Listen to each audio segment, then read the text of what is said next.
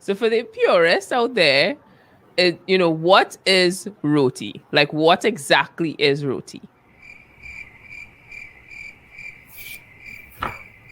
Roti is life.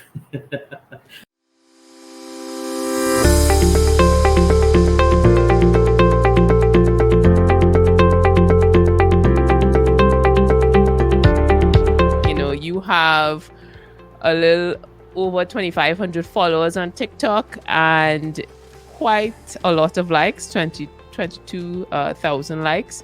When did this start? When did you start TikTok? I started TikTok from the beginning of TikTok. I joined. I never did videos, but I joined TikTok. When I started doing videos was just a few months ago. So what inspired you to actually, because I saw one of your videos and like, I had no intention to be in front of the camera, but I believe you're inspired by the conversation around doubles. So what pushed you towards starting, like actually showing your face on video? I saw that video that the gentleman did where he bashed the doubles guy for selling his doubles for $7, saying that he wouldn't pay for it, which is fine by me. I mean, if you don't want to pay for it, that's cool. But you ordered a product from someone that he cannot resell if you give it back to him. It's not something in a packet that is sealed that you can just take back and give to someone else. It's something that you prepare and give to you for you. And he left the doubles. Well, according to his video, he said he left the doubles there. He didn't pay for it. And being in the roti business, well, the food business, I have dealt with customers like that already, with where they didn't understand pricing and they may find the roti was too expensive and they would leave. So it kind of hit home for me. So I had to show my face and talk about it. I had to give my input on it. A lot of people have this perception of TikTok being the place for dancing, the place for young people. What would you say to that? That's not true. TikTok is for everyone. It's all to your liking and what you're looking for. It's there on TikTok. Once you want to find it, you'll find it on TikTok. When you say it's for everybody, let's delve more into that, because personally I found it quite interesting how easy it is to create content, and then on top of that, the stitching where you can like have an existing piece of audio and recreate it and repurpose it however you want to do it. So how do you go about creating that type of content, especially with the zooming in and out and connecting? Is this a high level of creativity that's required by you? Well, I don't do much of that. I do mainly videos about my business. But I believe it requires some creativity, some high level of creativity to see something that somebody did and recreate it as your own, maybe a little funnier. So I think it definitely requires a higher level of creativity than the average person. Speaking of creativity, so a lot of your videos is something that I want to do a lot of times with my coffee making, but I just find it so difficult. When you have that when you're making your roti shop, Mm-hmm. How do you go about creating your images? Because that has to be a lot of work, setting up camera and, what do you use? Are you using a phone? Are you using a camera? How do you go about doing that? Yeah, I use my phone. It's placed over the glass case. So the camera itself is just projected out enough that I would record just the roti and my hands wrapping the roti. Wow, that makes so much sense. And here I was thinking you had a tripod and the full works. Nah. I mean, I have a little selfie lights home where you can connect the phone to, but nah, I don't use all of that. I just rest the phone in a proper position and where I would get the capture the roti. Let's talk about your viral video. What was your viral video? That would be the black roti. And for all the purists out there who are like screaming in pain and talking about their grandmother's soul, can you explain to them what your black roti is? My black roti is a regular dal curry that was just manipulated by color with food coloring. No high scientific things behind it, just some food coloring. Nothing more. And why do you think people were so drawn to engage with your content on that? There was something different.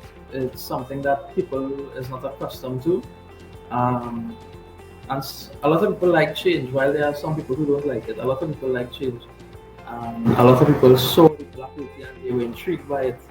They started to call from the day the video went viral. I started getting calls and coming up to try this roti from all over the country. From Digo, well, I'm located in the east.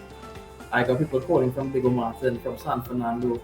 I had a lady come from Grand Riviera just to try the rotis. And again, it's nothing major to it, just some food coloring. But as I said, it was something different that people seem to like. When it comes to the action, where does that usually come from? TikTok? Yeah, TikTok. Majority of the persons who came was like, I saw your video on TikTok and I came to try this roti. The majority of persons, that's the response I'm getting. So it's safe to say that you see an increase in your business. And when we talk about increase, we're talking about sales, people coming into your door and buying your product once you have social media activity. Yes. Once they see it and they like it, they are coming for it. I have witnessed it. Like, there at times you would see people would come to a roti shop and they may not want to wait if they have to wait 5-10 minutes to get a hot roti.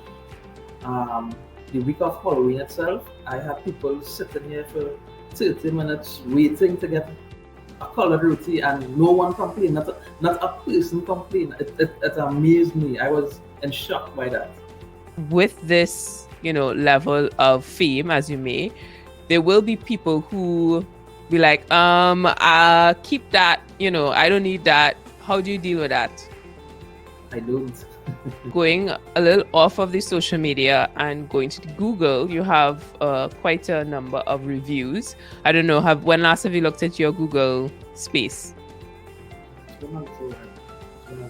So I'm seeing 86 Google reviews and you have a 4.1 star rating. Well done on that.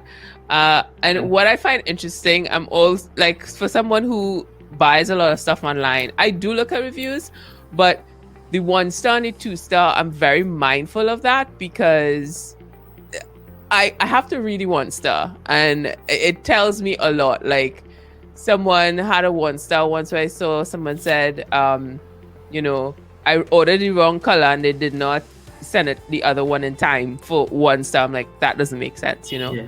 So for this particular example, I'm seeing you have a 2 star here from someone who says, sorry, excuse for a long-term roti shop. Like, what does that even mean? I try to give people the best experience when they come here. Not everyone would appreciate it, or they would view it differently than I did, and I cannot do anything about that. There's nothing I can do to change your mind as to how you feel about the service I offer to you.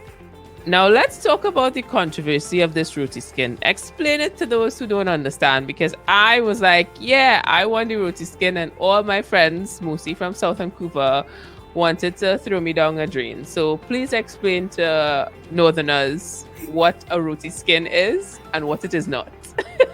I know there's a big controversy to start with calling it a skin.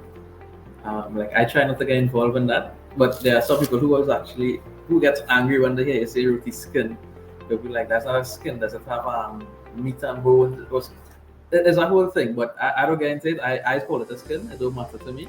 If a customer come and ask for a skin, they get a skin. They get either dal pre or they get a bust of shell. So for the purists out there, what is roti? Like, what exactly is roti? Roti is life. I know a lot of people would say that. They say roti is life. But no, roti is a meal. I love how this has become an existential exercise, when in truth and in fact, you could be like, it's flour and water. Well, yeah, it is that. It's almost like it's part of you. It is. It is part of me because I've been in it for so long as a child. I grew up in roti. Like, before we even had a roti shop, my mom would make sada roti for my dad, morning, lunch, and night. So I've been in roti I've known about it for such a long time. Would you say, because a lot of businesses are afraid to go on social media because they would get negative feedback, or they want to delete the negative feedback. Any advice on that? Don't delete it. At least for me, my view is don't delete it. Like all the negative comments that there are under my colored rotis, I have the option to delete it, but I wouldn't. people need to share it. Everyone is entitled to their opinion, and I cannot change that as well. I respect everyone's opinion. Um, and yeah, if you have to post this stuff, post it. If you think you're gonna get negative feedback, don't worry about it. As I say, as long as people like it, that's all you need. That's all the fuel you need to keep you going.